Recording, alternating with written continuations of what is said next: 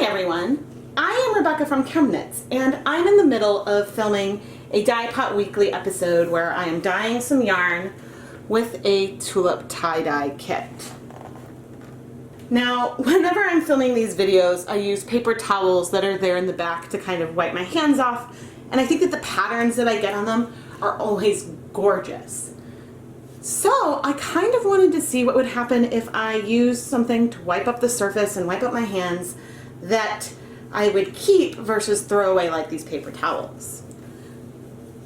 Right here I have a dry 100% silk scarf. And silk is one of the fiber types that the kit says you can use to dye with these fibers. So I'm going to put on some gloves and then use the silk scarf to kind of wipe up around this surface and see if we get some kind of cool pattern. Alright, I'm gloved up and I've got my silk, 100% silk scarf. And so I'm going to start by just sort of wiping, ooh, interesting. So unlike the paper towel, these colors are kind of going in more of like a splotch, but oh, that's kind of cool. It's kind of like watercolory coming around. I think that, you know, this might go on pause for a bit while I finish up this Dye Pot Weekly episode, but oh, these colors are cool. All right, I think that I will sort of, you know, this is just from the start, but I might put this aside, add some. Oh, this is cool. All right, I'm going to move the yarns and then maybe play around with this a little bit. But I am digging this non-tied tie-dye thing that I've got going on here just from, you know, wiping up this surface. I do sort of want to minimize the amount of white that I've got on here, but I sort of like the way that these colors are randomly coming onto, ooh, goody. We've got a lot of dye right here. You know, we're really just wiping it up and randomly adding color to our silk scarf. This is cool. All right, so let's say, oh no, I have a little mess.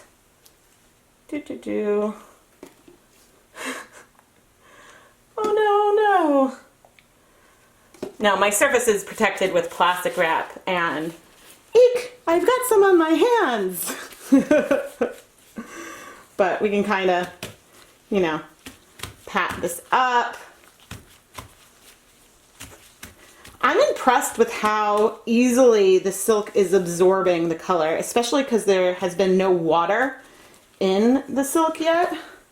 But look at that. That is so pretty. And it's funny, we almost like have this chevron thing going on. I really think that this is fun. Just adding a tiny bit more color. Now, I don't think, and adding it to my hand, I don't think that using this sort of random technique that I'm doing would be handy for cleaning up, just because I think that, you know, it's the silk scarf is not that absorbent, but I am sort of coming off the colors, and I think it helps that these are all colors that if they mix together aren't going to give us like a brown or something. And I can even tap it on the yarn to get some more pink. Oh, this is fun. I've never done something quite this random before. Let's get some blue. All right. We've got a little bit of black on the white spot. Leave no color behind. Interesting, the tag seems to be even taking up some color. This tag is something that is totally removable. But from just playing around we have created a really interesting looking scarf pattern, which is not really like these patterns that I get from the paper towels, but the paper towels are a lot more absorbent, so the colors don't really spread out as far while I am doing it. Alright, I'm now going to take some plastic wrap so that way I can wrap up this scarf. And I'm going to put the plastic wrap on top just because that is what I've got and that's what's convenient.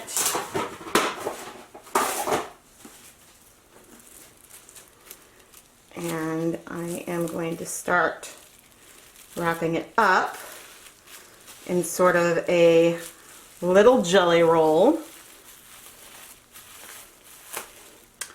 And then I am going to place this inside a Ziploc bag and let it sit overnight before we wash it and see if our silk scarf still looks spectacular in the morning. Let's see how our silk scarf has turned out. It has been about 24 hours since we added the dye to our dry silk scarf. Now we're about to add it to water and see how much color comes out so we can wash it. But at first, you know, it'll take a little while to get wet, but that's actually not so bad. I mean, I think that the scarf itself is only about like 4 grams or so, so it's not, there's not a lot of fiber here. But I am curious how much color and how vibrant this will end up being. But wow, this is nothing like when we do even cotton t-shirts or wool. Again, it could be because the total amount of dye is so small, but these colors are really, really staying in here. That is cool. At this point, I'm going to add a little bit of clear dish soap so we can help, you know, any unbound dye to come off. But I mean, I'll add a little soap to the new bath. But I think that, you know, rinsing this is going to be kind of a piece of cake. So I'll keep rinsing it until the water runs clear, but I think that should happen pretty soon. And then we will hang up our little scarf to dry. Here is the finished silk scarf. And isn't it gorgeous?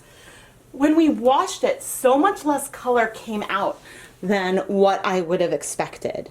The color did all come out of the removable tie, but the silk itself is vibrant and the fabric still is light, airy, and has a beautiful silken sheen to it.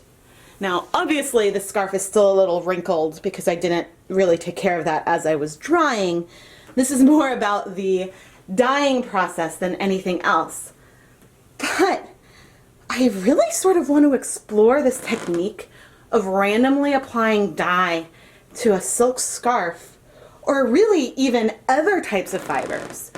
I'm enamored by the effects that we got here, and I don't think I could have ended up with something so beautiful if I had gone out with the intent of getting this exact pattern. Of course, this means that it would be hard to replicate a pattern again, but I mean, you saw how long it took me to dye this, and I had some complementary colors, and we took our dry scarf and just mopped up the Tulip tie-dye dye, and we ended up with this stunning, stunning silk scarf. So it looks like the recommendation that you can use these dyes on silk is totally spot on, which means that these are, you know, if you're tie-dyeing t-shirts and you have leftover dye, you can use them to dye silk embroidery floss and all kinds of things that you have on hand. I am Rebecca from ChemKnits, and thank you so much for watching this video. I look forward to exploring more ways to dye silk fiber in the future. If you enjoyed this video, please subscribe to the ChemKnits Tutorials YouTube channel. Thanks for watching!